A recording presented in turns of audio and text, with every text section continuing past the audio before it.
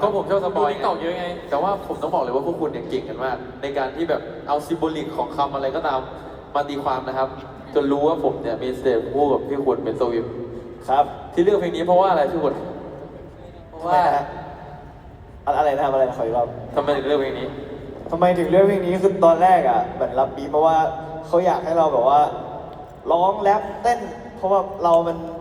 ฟิลเหมือนไอติมกะทิครับทุกคนแบบมันครบเครื่องอะไรอย่าง ไอ เงี้ย ทีมรวมมิตรทีมซูมิส ไอติมกะทิอ๋อไม่ทุกคนเคยกินไอติมไหมฮะไอติมมันจะมีแบบเครื่องใช่ไหมฮะแล้วแบบว่าเขาบอกว่าเราครบเครื่องเขาเลยอยากให้เราแบบ ไม่เคยกินกันเต็มเลยนี่ ไม่เคยกินอ่ะโอ้โห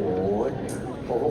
วกคุณติดใจมันยังไงผมไม่เคยกินไอติมใส่เครื่องนะฮะมันครบเรียกว่ามันครบเครื่องเขาเลยอยากให้เราแบบว่าทั้งร้องทั้งแรปทั้งเต้นอะไรอย่างเงี้ยก็เลยแบบ อยาก ว่า ทำทั้งสามอย่าง ใช่ทีมก็โยนสมิมมา ผมก็รับมาปุ๊บเอ้ยเลิกกับน้อง ประมาณนี้อ่ะ พี่ก็เลยบอก ประมาณ ก็จะคุณเกิดอยากท แต่งท่อนใหม่ คือว่ามีท่านละเอาแล้ว เวอร์สอง เอาแล้ว